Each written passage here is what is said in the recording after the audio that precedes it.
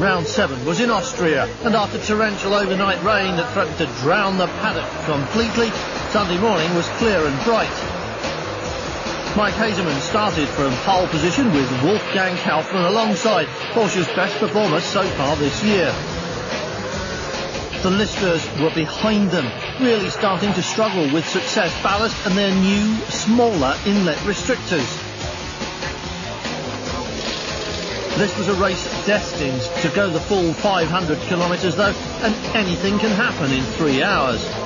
Hazeman grabbed the lead briefly at the start and held it with apparent ease, losing it only briefly during the fuel stops, but resuming up front after each round of pit stops.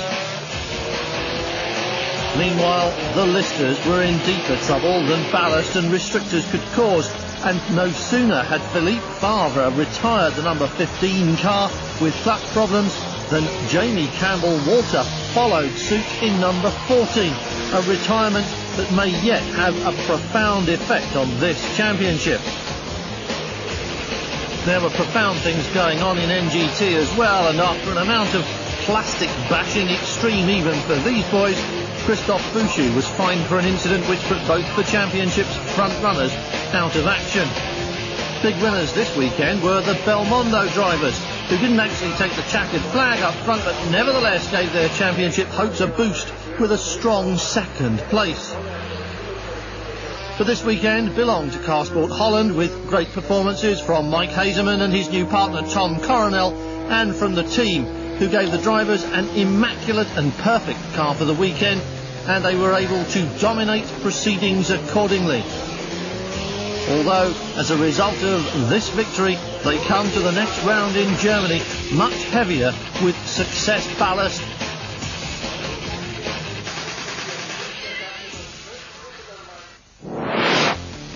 This was the second win of the season for Hazeman, who took a well-deserved victory at round 3, Monza. Full points, a just reward for a team that always tries hard and is always on the pace. Second was a good result for the Belmondo team this weekend, while third was a brilliant result for Freisinger, another team that always tries hard and which finally reaped the reward for that in Austria. Even without a finish, the Lister drivers stay top of the points table. Mike Hazeman jumped up to third, but Belmondo took the lead in the team's championship. ART converted pole position to NGT victory and became the third different winner in 3 races. And this was a dramatic one, even for a class that always promised to be good, but has really become explosive as the season has gone by. After all the dramas, the MK GTC team were able to collect second place, with the second of the Red Bull cars finishing in third place and celebrating on the podium in the approved fashion.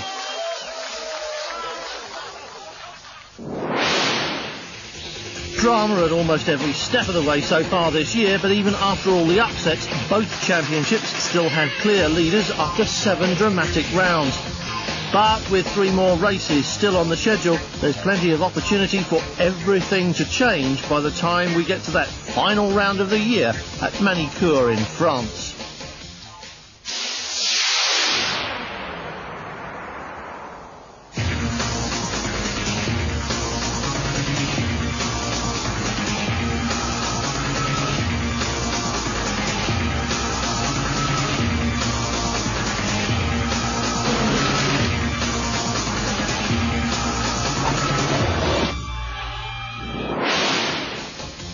Now we're at the Lausitzring, an unknown quantity for all concerned. And it went right off the scale for unknown as soon as qualifying started. The dreadful Millennium Summer, which has dogged the footsteps of this championship as it treks across Europe, followed the teams here to the middle of Germany, and as qualifying began, so did the rain.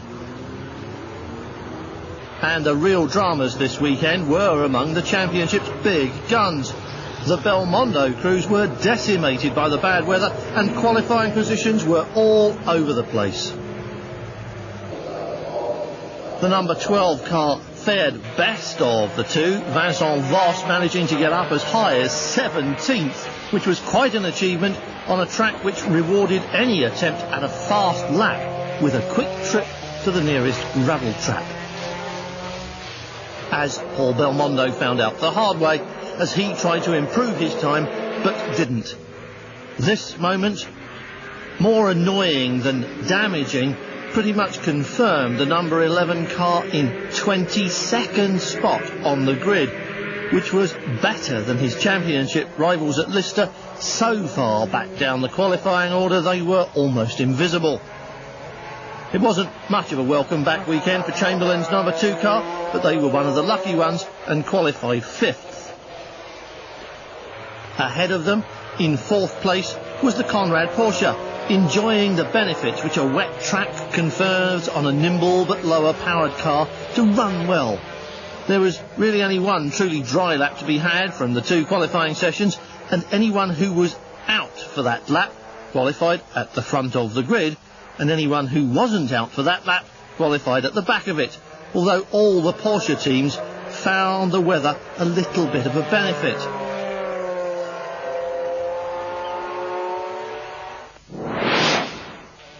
It also came in handy for Car Sport Holland, who spent fortunes in pursuit of a low-weight car, only to have their handicap weight shoot up to 65 kilos for this weekend's outing. But the weather worked to their advantage, and Hazeman had already banged in a quick lap when the rain came down. This was the only red flag incident, though, and even this wasn't a problem. It was just that the car was beached on the apex of the corner and couldn't move, so had to be moved. After that, the track just got wetter, so that the 15 Lister's lap at 1:46 got it 2nd place on the grid, even though they'd gone 2 seconds faster in the dry practice sessions. In fact, the practice times, which were all set in dry weather, had produced a reasonably conventional looking grid, with the new lightweight Lister down to a 60-kilo weight penalty after a non-finish last time, comfortably ahead of the rest. But then it rained, and everything changed.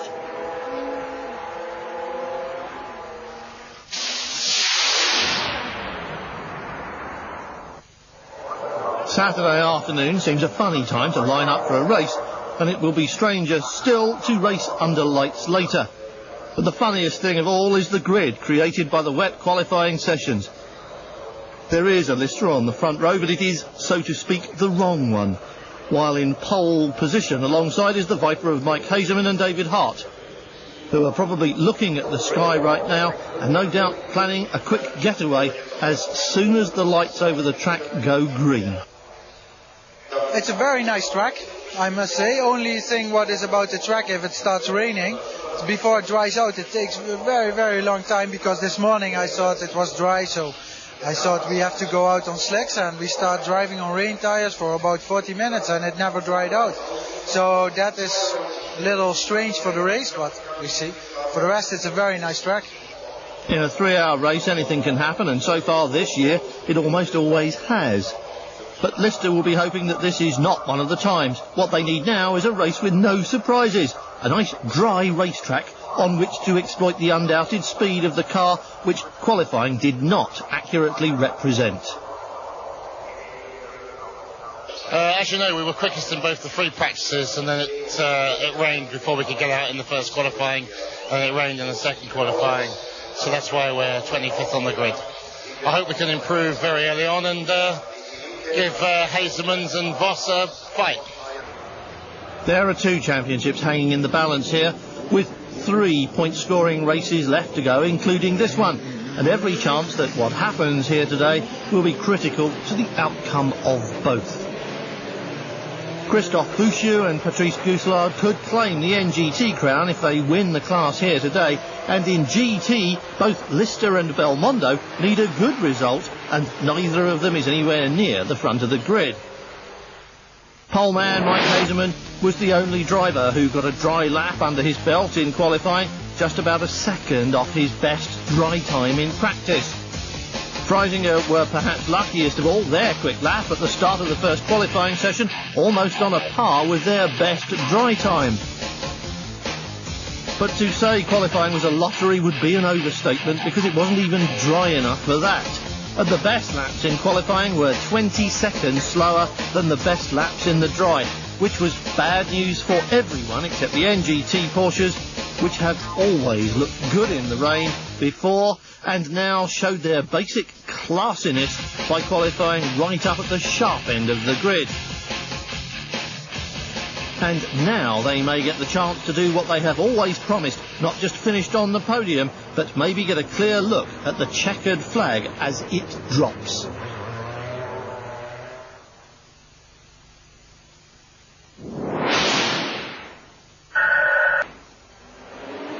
Round 8 of the championship gets the green light, and away they go on a track that is brand new, still slippery even in the dry. Hazeman from pole position in the lead, takes it into turn 1 with the number 15 Lister tucking in behind in second place, Philippe Favre, then Wolfgang Kaufmann, Jürgen von Gartzen in the Conrad Porsche, and this huge clutch of Porsches. The NGT boys right up the front of this grid and really anxious to cash in this weekend.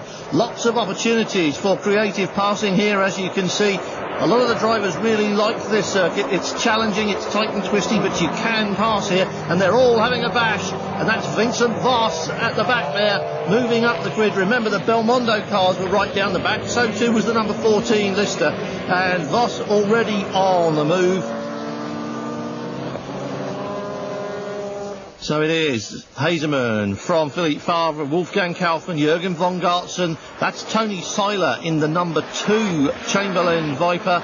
And a little bit of passing going on in the pack. Luca Riccitelli ahead of 22. That's Nico Wirth. Patrick Heisman in 79 behind. And stringing out in line astern. And everybody looking at the sky. It's been raining this weekend. The weather's never really brightened up and said today I'm going to be sunny all day, and everybody has got a furled umbrella on the pit wall, and everybody has got the wet tyres lined up and ready to go. They're expecting to use them at some point during this race, but nobody knows when. Just look at how well these NGT cars perform.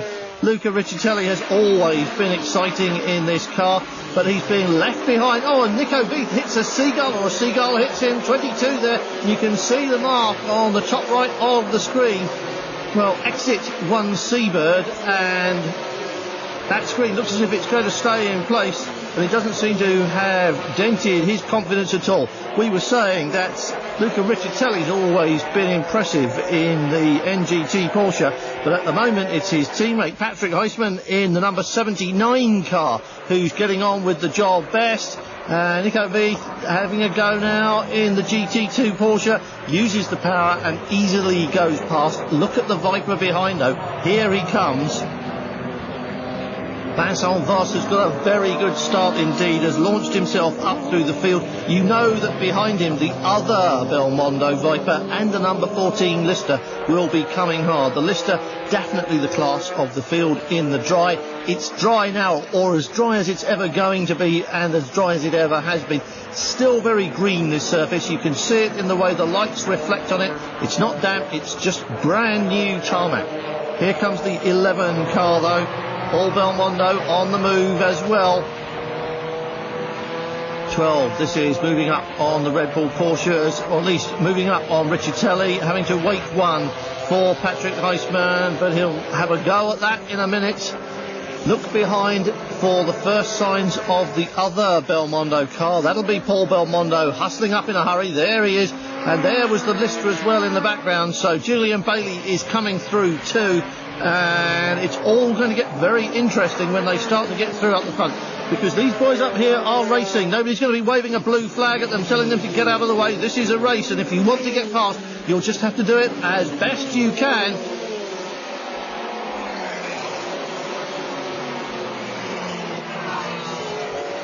Voss closing in on the GT2 Porsche now.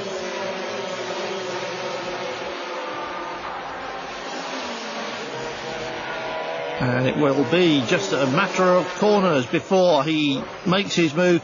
Good overtaking here as they come towards us at the end of this straight. Fast straight, braking for a slow corner. Classic overtaking opportunity. It's not happening here for Jürgen von Gartzen, who'd like to get past Wolfgang Kaufmann. And it does look at the moment as if von Gartzen could quite easily go a lot faster. And look at this. Hazeman, followed by Philippe Favre, and already there's a big gap back to third place, Wolfgang Kaufmann. And you can see why von Gartzen's getting agitated. He looks to him as though Wolfgang Kaufmann is holding him up. Whether or not he could make any inroads on that pair remains to be seen. Unlikely, but he's definitely anxious to get past. Vincent Voss closing in on Tony Seiler. There is Paul Belmondo picking off one or two, or just one of the NGT cars, and getting in among them, and right behind him comes that big black Lister. So Julian Bailey is on the way up.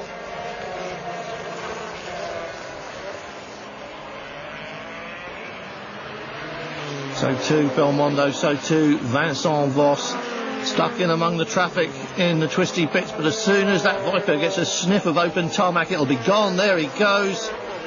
Christophe Bouchou, number 52, the points leader in NGT, traditionally makes his biggest effort in the last hour and snatches the lead, but no reply at all to the power of the Lister.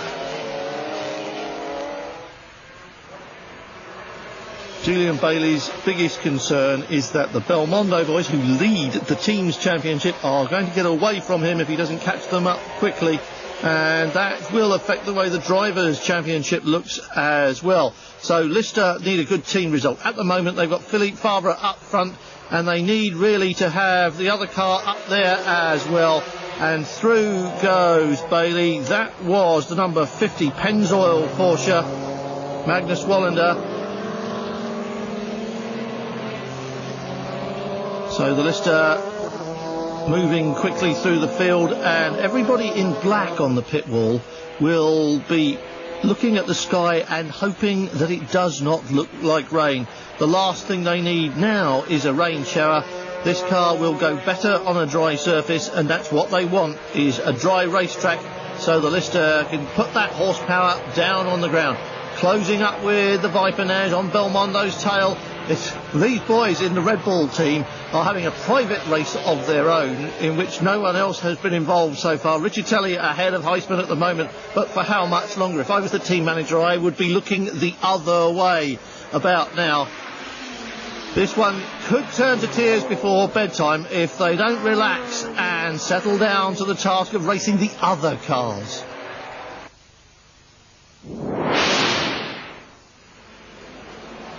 Julian Bailey in the number 14 Lister, right on the heels of Paul Belmondo in the number 11 Viper, and there is the pass under brakes at the end of the straight. That's the way to do it.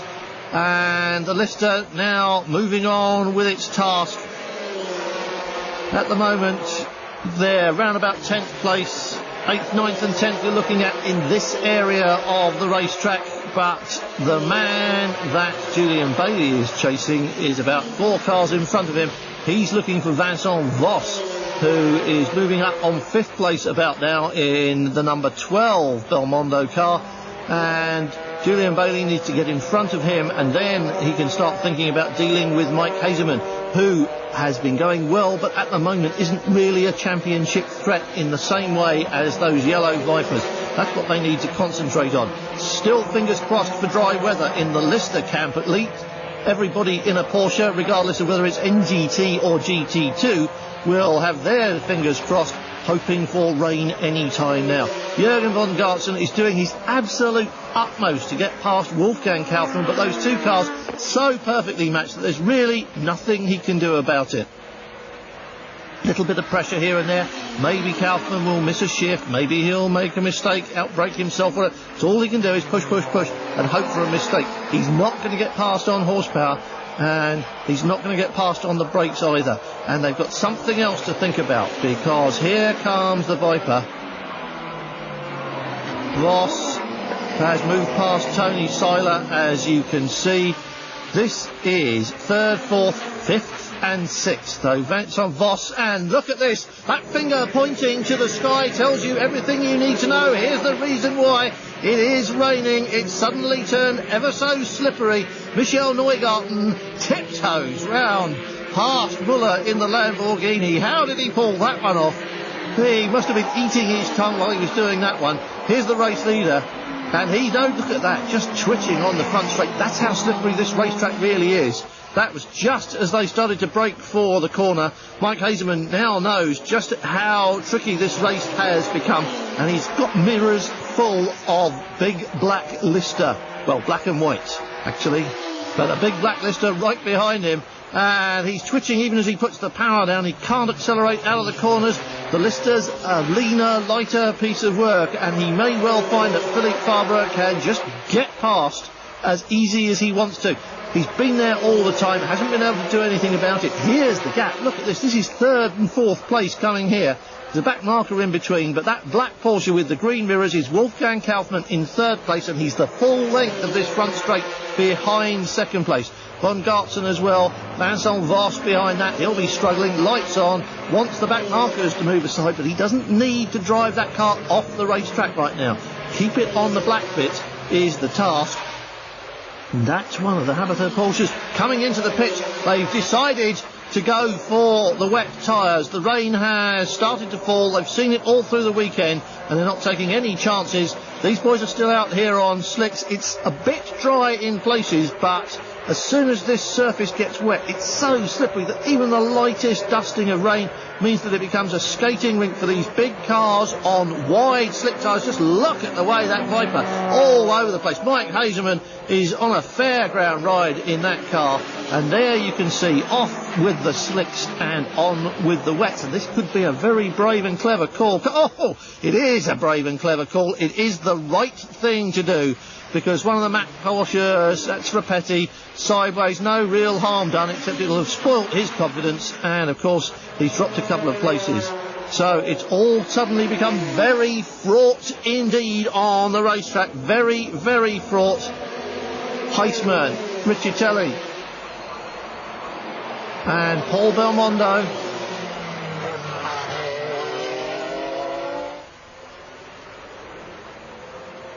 And you can see the Habitat car coming out of pit lane at the edge of the picture now. Andrea Garbagnati staying in the car as Riccitelli goes past Nico Wirth. And there's a little Viper queue building up behind. This is Tony Seiler. Watch that front wheel. He's got it on opposite lock, but it doesn't keep it out of the gravel trap. Just bounces across there. Scatters a bit of gravel. That won't help the situation either. Lights on. The warning is, oh, look at this. It's very, very slippery. Nico Wirth is all over the place there, just coming out of the corner. Just gassed it up a little bit too heavily. Nothing very serious. Just breathed on that accelerator pedal just a little bit too hard. And had a little dance down the main straight. And this is going to be interesting, because the race leader has come up on traffic. Mike Hazeman and Philippe Fabre still right behind him. Hazeman just hasn't been able to shake that Lister off. Now what will happen now the track is wet? You can see for yourself how wet it is, and you can see also that Philippe Fabre definitely wants to take the lead of this race, and he's in with a very good chance. Just looking at the body language of those two cars, it does rather look as though he is going to be able to pull that off whenever he wants to. Well, not quite whenever he wants to, but perhaps at the end of this straight. Wants to come out here right behind the number 25 car, be on the gas hard as he dare and get the traction down. This isn't going to be close enough. It's not going to happen at the end of this straight. Or is it? Look at the way he came out of that corner. Philippe Fabre really launched that Lister onto the front straight. Still not close enough under brakes, but you can see he got the power down well. And it can only be a matter of time when he gets it right, when he's close enough. And even if Mike Hazeman finds himself just getting on a little bit of a white line, somewhere where it's just a little bit wetter and more slippery, and he's going to be in trouble, and that's the only opportunity. There's David Hart Toyney Hazeman, they know what's going on. They'll have their fingers crossed, and here it comes. This is what they've been waiting for. It's been inevitable for a lap or two, and the Lister goes through, and there is nothing the Viper can do about it. Heavy with ballast, and of course the Lister a little bit lighter to start with, and through goes Philippe Favre. So a new race leader in the shape of the number 15 Lister out in front. Here it is again, and you can see that he was on the inside. He was in the wrong part of the track. Still braked, still turned in, still looked good. Nice pass from Philippe Favre, and there's more of it going on behind. Because look at this, the Viper has just moved up on the NGT cars. Now, they all pounced on the Vipers when the rain started and went swooping past because they could. And now, all of a sudden, Paul Belmondo's driving away from them again. And it may well be that that lone Porsche that came in for wet tyres made a little bit of a mistake, because the track appears to be drying. And look at this. Here is the number 2 Chamberlain car. Off come the wets, and on go the slicks. So people who've been in and changed to wet tyres are already changing back to slicks. And, well, you can so easily be on the wrong tyre, can't you? It doesn't matter what tyre you're on. There's bound to be a bit of racetrack at the moment where it'll be the wrong one, and you've really got to drive for that. Have a look at it again. Oh, and it wasn't just tyres, was it? It was that number 58 Porsche, the Russian crew, Nikolai Fomenko, Freisinger's Russian driver, in the wrong place, or in an unexpected place on the racetrack. And Christian Reed just stepped on the brake because he wasn't quite sure what was going to happen, any more than Nico Wirth is quite sure what's going on in the cockpit of number 22. He's all over the place. The board has been held up, the flag has been out, and there are cars on the grass and on the gravel. The rain has coming down, so oh yeah, here we go again. Team managers will be sucking their fingers and holding it up in the wind, thinking, is it going to rain some more? Is it going to go dry? Shall I change the tyres? Should we stay out there? Raffaele Sangriolo, that gets away from him. Bit of a classic in a Viper, that one. Quite gently into the gravel. Just look at the mud and stones that are churned up. That's never an easy journey into the gravel track, no matter how gentle it appears at the time. Lister going for wet tyres, coming in early. This could be a good call. He got all the way up to 4th place in the dry when the rain came along and spoiled the party. And there's a man asking for a tow, and here it comes. Nice big tractor to pull him out of the gravel where he is stuck. And just look at this. It's like the end of a qualifying session as the pit lane's suddenly full of cars. Hazeman's in there, they're all in there. You name a car and the drivers come in for wet tyres. It's undrivable without them, and so that could have been a good call for the Lister team, because Julian Bailey's already back out there on wet tyres. Everybody else is changing, and Bailey could well be reaping the benefit. How crowded is that pit lane? Look at that. The Carswalk Holland car pressed up against the Mack Porsche. Orlandi just being pushed clear. Hazeman's still waiting for his tyres to be changed, and it's so crowded they come in at an angle and then have to be pushed out backwards. They can't do those quick pit stops that we see everywhere else, but it's the same for everyone, so it's no real handicap, just a nuisance. Julian Bailey, I was going to say making hay when the sun shines, but that's really completely wrong, isn't it? He has gone out on, oh dear, Philippe Favre stayed, and it's sideways, and Neugarten just had nowhere to go. And a racing accident in these conditions, but that may well have damaged the front end of the number 60 Porsche. And there is Favre skittering round. Well, look, you can see how nervous that car has suddenly become and how badly he needs some new tyres. Here it is again from a different angle. Watch the back go. Absolutely nothing he can do, and absolutely nothing that Michel Neugarten could do either. Stood on the brakes, stopped and hit him as gently as he could, but he nosed into that wheel, and that won't have done the front end of the Porsche any good at all. Safety car's out there. It's lap 22, and that's the reason the safety car is out there. It is bucketing with rain. This is a downpour. That is a Lister stuck in the gravel. There's another one who's going to need a helping hand.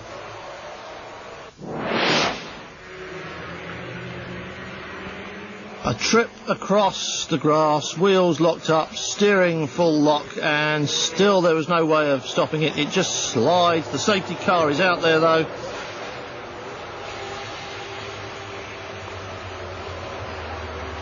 And even so oh, look at this, the rain really coming down very hard indeed. And the Q4, oh, that's the end for number 16. Neugarten nosed into the Lister, and that's just poked a hole in the radiator, and that's the end of it for him. But he's maybe better off than some people. Just look at the conditions. The safety car out there in what amounts to fog as all these cars kick up spray, and they search for the right order to get the race lined up behind it, because this rain looks as if it's going to be here for long enough to sort them out and get everything as it should be. Looking for the race leader.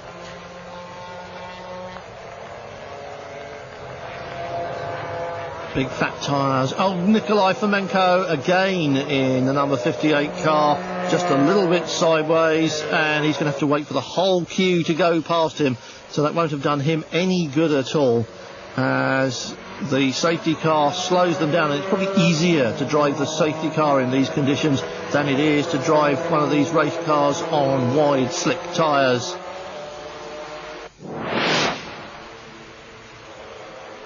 And that demonstrates just how difficult it is. Gabriele Sabatini sideways on the front straight, and it's like ice. There's nothing he can do about it.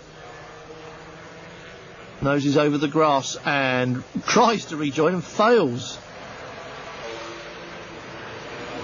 The race leader, this is Boris de Richbourg in the number 12 Viper, having taken over from Vincent Voss ahead of the number 14 Lister. Then it's Jürgen von Gartzen in third place, and behind that is Mike Hazeman in the number 25 Viper, and then the head of the NGT crowd is 77 Luca Riccitelli. Sideways goes Fabio Mancini, another one who's just had a fairly harmless spin and lost a little bit of time in appalling weather. Well, it looks like hell. It's a new surface. The track is very nice, but it's a new surface, and it's very, very slippery. It's very hard even to stay behind the safety car. Well, the safety car has been out there for almost 8 laps.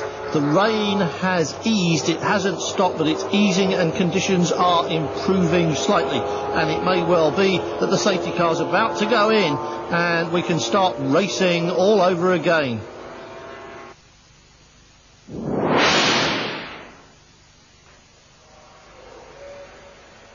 The rain has definitely eased. It's lap 30. The safety car has got its lights off and is going in, and we're going to go racing in conditions that aren't really, really good for racing in. The green flag waves, means the track's clear, but as soon as this lot gets to the end of the front straight, there'll be that fog of spray hanging over it. Visibility for the rest of the pack very difficult indeed. The Vipers always struggling in the rain. These nimble NGT cars are about to try and do their utmost to get the front of this field and see if they can run away with the race in the rain. If it rains for a full 3 hours, then that might just happen for them, although it's a very busy racetrack, and Mike Hazeman almost hits the tyre wall and just clips it. Well, he was so lucky to get away with that one, but here's someone who has been unlucky. There's cars all over the place. Well, Muller in a spin has collected Tim Sugden, who's knocked Wolfgang Kaufmann, and it looks as though Kaufmann has managed to go on with it. Sugden and Muller all over the shop. The Lamborghini suffering the worst damage. But there's Wolfgang Kaufmann, just got a little tap on the door and has managed to keep going, but he's tangling now with Mike Hazeman.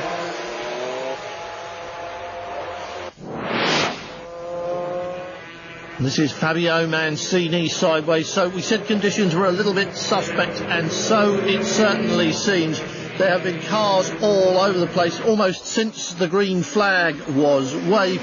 This is your race leader. This is Boris de Richbourg in the number 12 Viper, who started well down the grid, remember, and Vincent Voss drove it up to the front. De Richbourg and a fast pit stop. Here they all are up in the lead, and perhaps hanging on for the eventual victory. This is what they really need to get the Drivers' Championship on a par with their lead in the Teams' Championship, which they've held since the last round.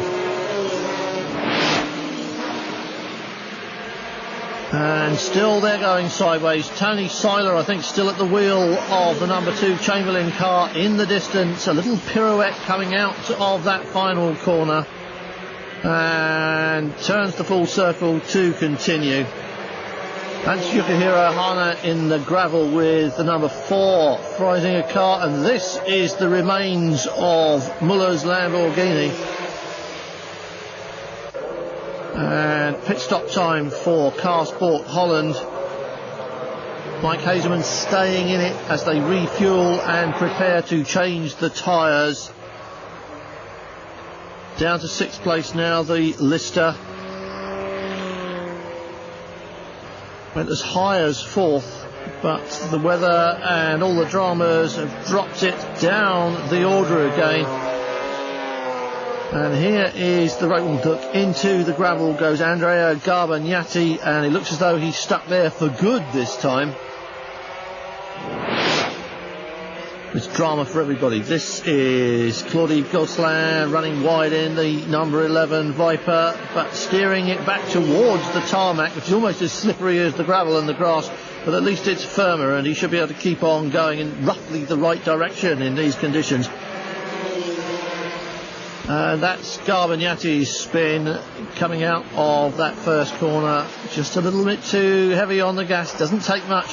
And a black flag for Muller, and that's the reason. No lights on the Lamborghini. Well, it may well be that they can't turn them on after it got walloped up the right in front of its own pit, in fact, on the main straight there. But it'll have to come in and do something about it, because in these conditions you have to have lights, as we've seen from all those cars in the gravel. And there's another one that, like the number 22 Porsche, it's difficult enough out there just with the weather.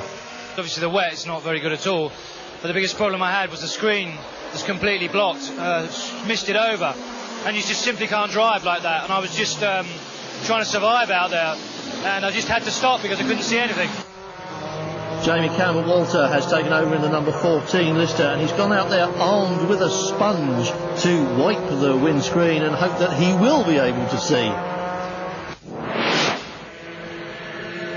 And that is the number 3 Freisinger car, just overshooting at the end of the main straight, turning back to look for the racetrack, which is over there, and rejoining, losing a bit of time, but not too bad.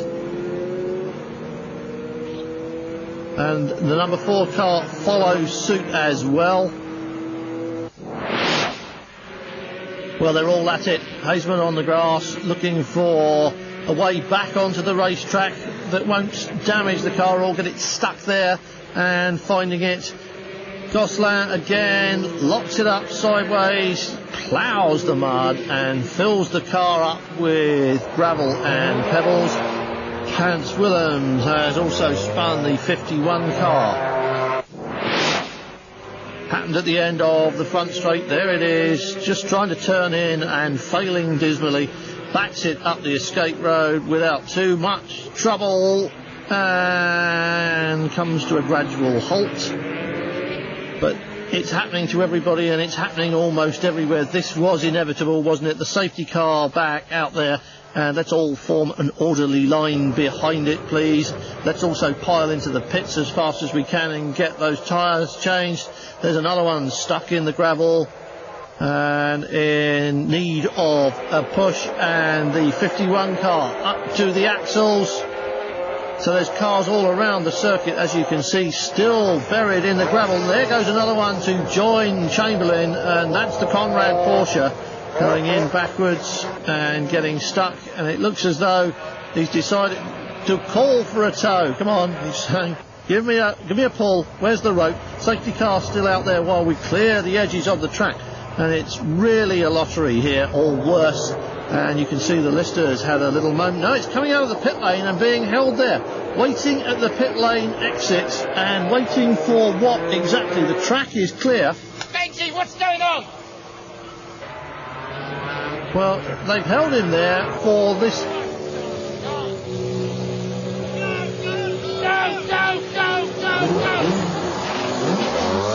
how Lawrence Pierce, never one to bite his tongue and keep silent when he could speak out. What was that about? They kept the number 14 car there and waited for the whole queue to come past. Lawrence Pierce obviously didn't think that was the right thing to do, but now we're running on into darkness. As you can see, the lights of the cars making it look a little bit darker than it actually is.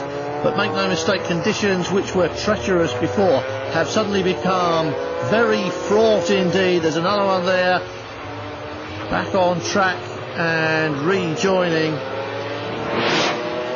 That was Fomenko again. This is de Richborg ploughing in. Well, we've seen more Vipers in the gravel this weekend than in the rest of the season. And he's still looking for a way back there. Difficult enough to find it in daylight. And he goes right across the track and through the water. This isn't helping at all. There's the bit of tarmac he was looking for. And he rejoins still in the lead. It's de Richborg ahead of the number 77 car. That is the number 4 Freisinger car spinning in the darkness. 50, 52, 3 is the order behind the Red Bull Porsche. Full darkness here at the Lausitzring, as you can see now, as the race leader comes in. Well, this is a scheduled fuel stop, and you'll see Boris de Richborg hand the car back to Vincent Voss. There he is, waiting to get in for the last stint of this race. Vincent Voss will take it to the checkered flag, and he will try to take it there as the race leader. This is a vital pit stop. They want to get out as fast as they can, do the belts up, get the fuel in. Probably won't be changing tyres.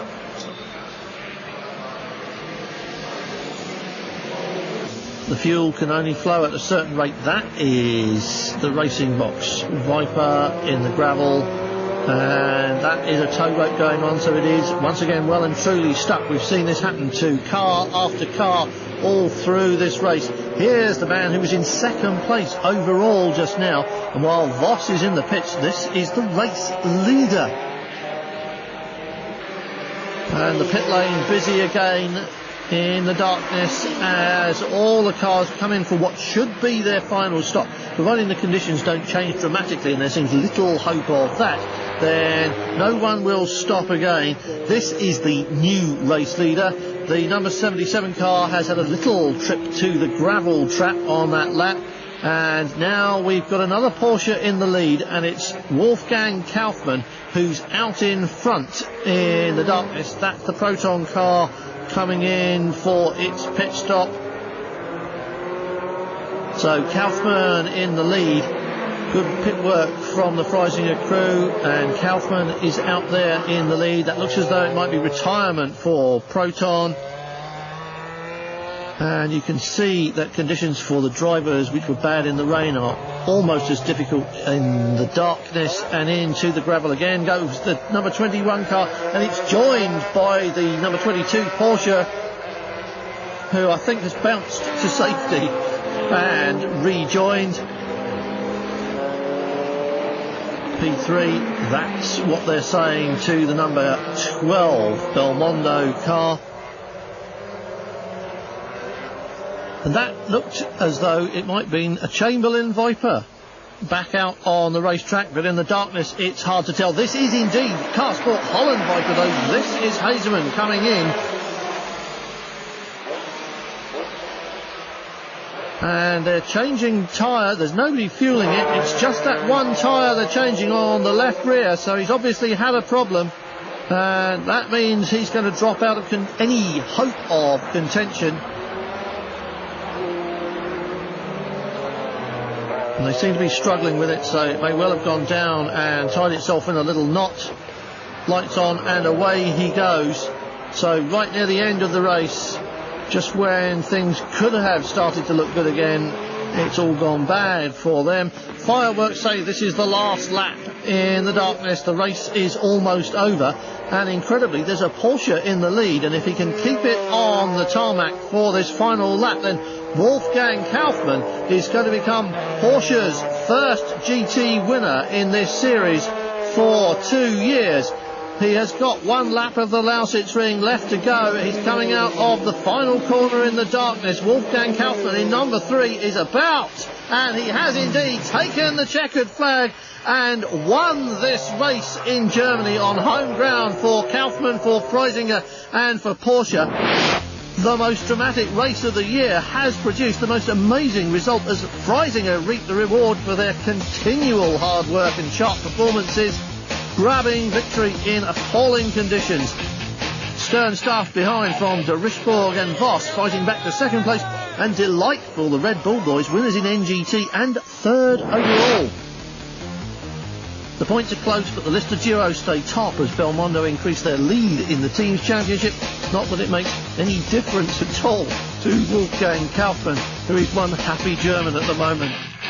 I mean, we are all very, very happy because the team did a great job, and they were, especially here on that weekend, they were really hard working, really, really strong. They just get 2-3 hours sleeping per night, so it's very good for the team. A fantastic result for the team, in fact.